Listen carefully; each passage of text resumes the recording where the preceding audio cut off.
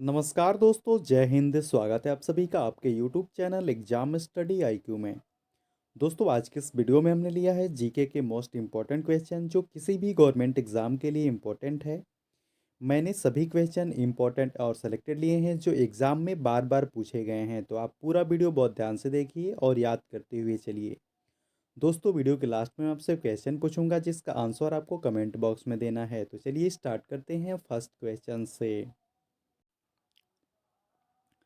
तो first question है, सिंधु घाटी सभ्यता का कौन सा स्थान अब पाकिस्तान में स्थित है?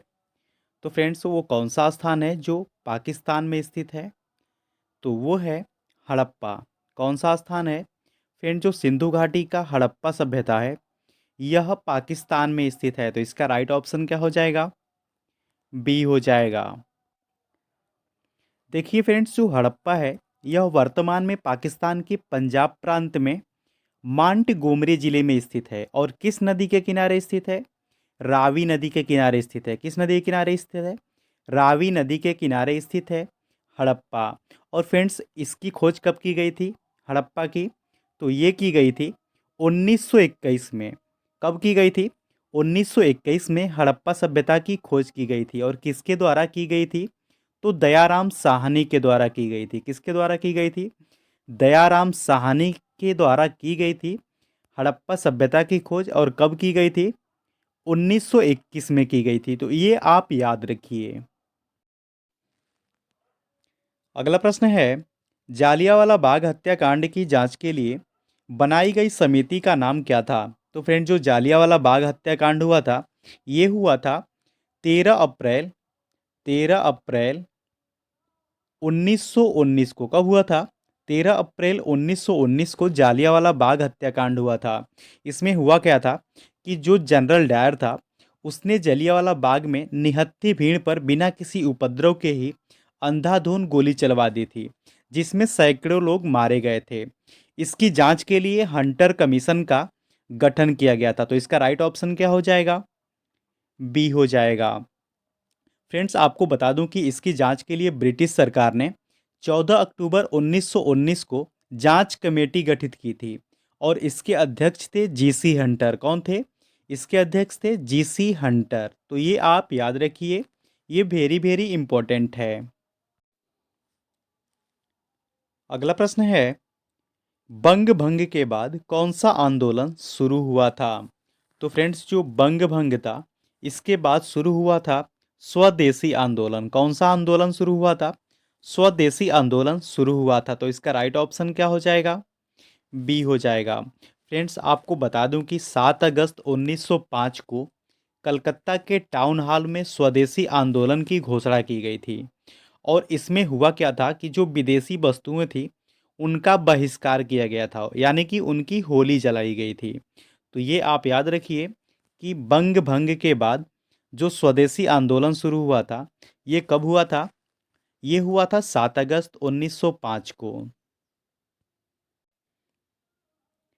अगला प्रश्न है, लातूर किस प्रांत में स्थित है? तो फ्रेंड, जो लातूर है यह महाराष्ट्र में स्थित है। कहाँ पे है?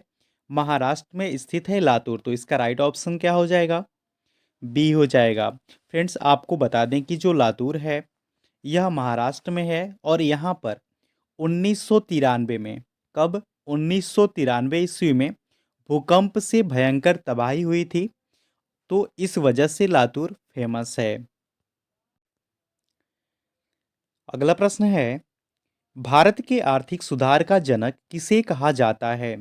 तो फ्रेंड, जो भारत में आर्थिक सुधार के जनक थे वो थे मनमोहन सिंह। कौन थे? मनमोहन सिंह को आर्थिक सुधार का जनक कहा जाता है। तो इसका राइट ऑप्शन क्या हो जाएगा? सी हो जाएगा। फ्रेंड्स, आपको बता दें कि जो मनमोहन सिंह थे वह पीवी नरसिम्हा राव सरकार में वित्त मंत्री के पद पे थे और 2 बार प्रधानमंत्री रह चुके हैं। तो ये आप याद रखिए।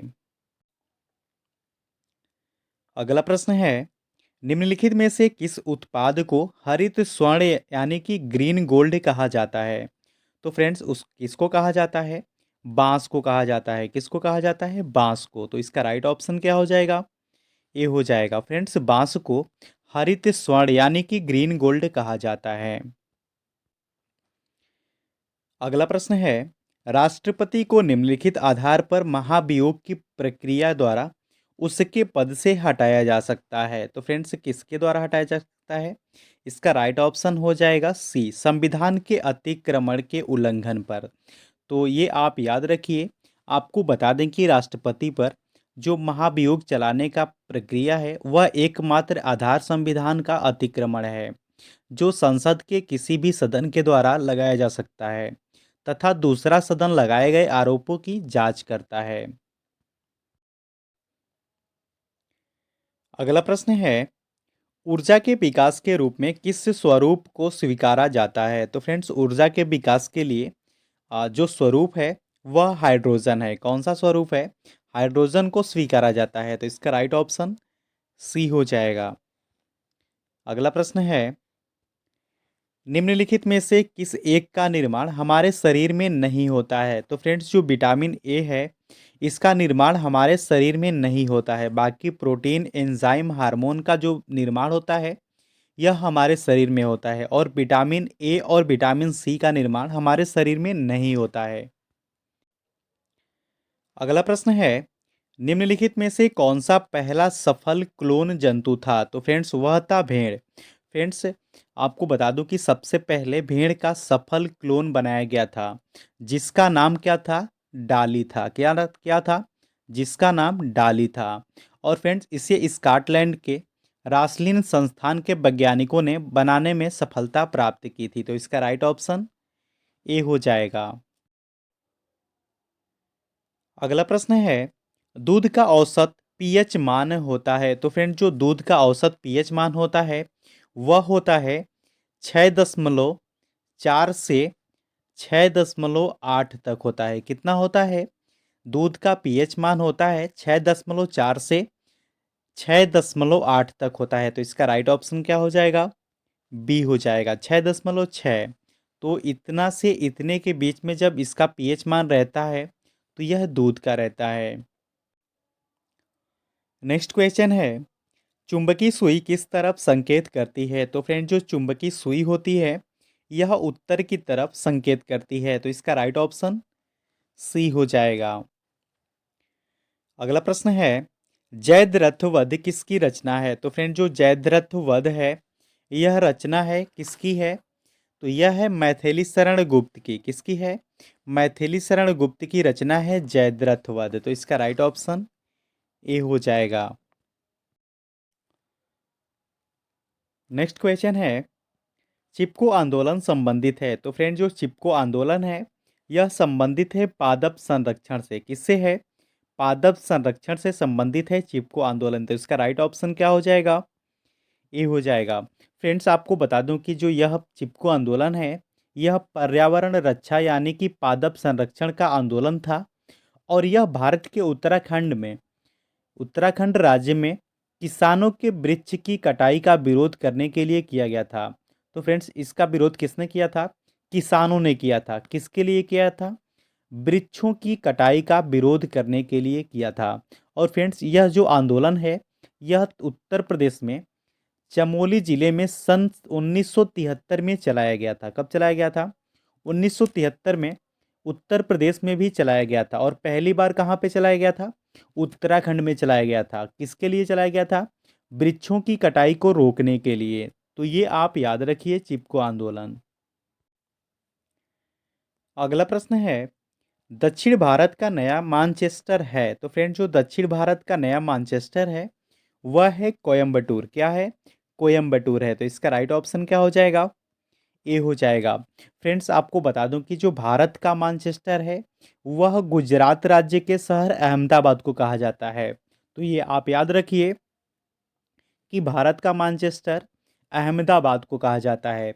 बल्कि उत्तरी भारत का जो मानचेस्टर है वह उत्तर प्रदेश राज्य के कानपुर शहर को कहा जाता है। किसको कहा जाता है?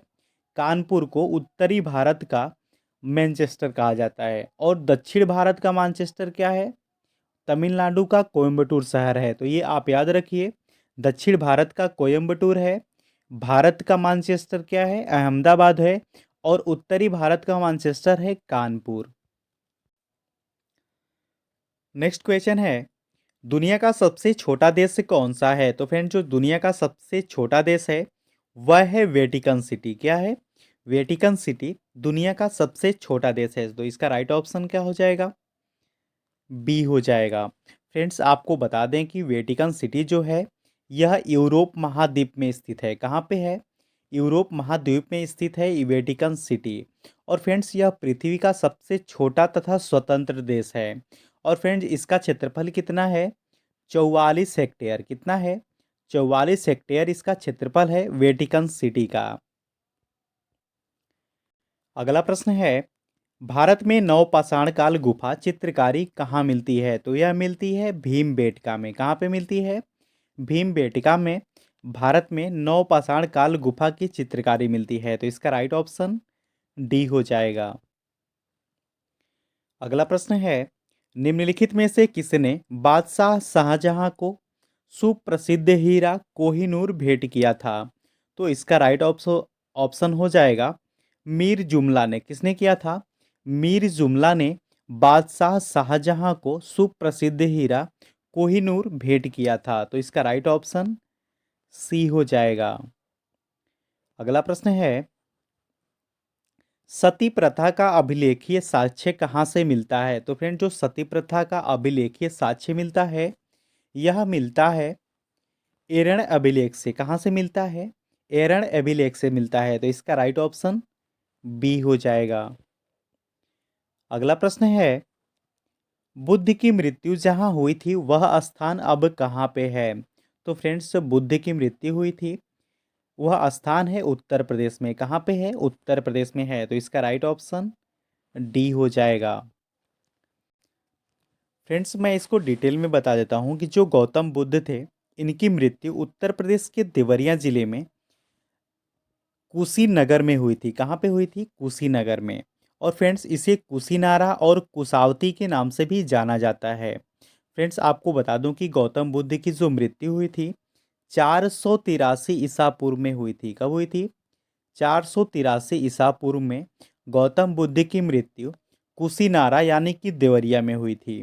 और फ्रेंड्स इनकी जो अवस्था थी मृत्यु के बाद तो वो थी 80 वर्ष। कितनी थी? 80 वर्ष की अवस्था में इनकी मृत्यु हो गई थी। अगला प्रश्न है, निम्नलिखित में से कौन सा एक हड़प्पा का बंदरगाह है? तो फ्रेंड्स वह है लोथल। फ्रेंड जो लोथल है यह हड़प्पा का बंदरगाह है। तो इसका राइट ऑप्शन बी हो जाएगा। अब आज का टेस्ट है आपके लिए, निम्नलिखित में से किस एक का निर्माण हमारे शरीर में नहीं होता है? 4 ऑप्शन दिए गए हैं जिनका आंसर आपको कमेंट बॉक्स में देना है। वीडियो अच्छा लगा, हेल्पफुल लगा तब आप इस वीडियो को लाइक और चैनल को सब्सक्राइब जरूर कर लें और बेल नोटिफिकेशन को ऑन कर लें ताकि वीडियो का नोटिफिकेशन आपको मिलता रहे। इस चैनल से आपको निश्चित ही मदद मिलेगी। Thanks for watching.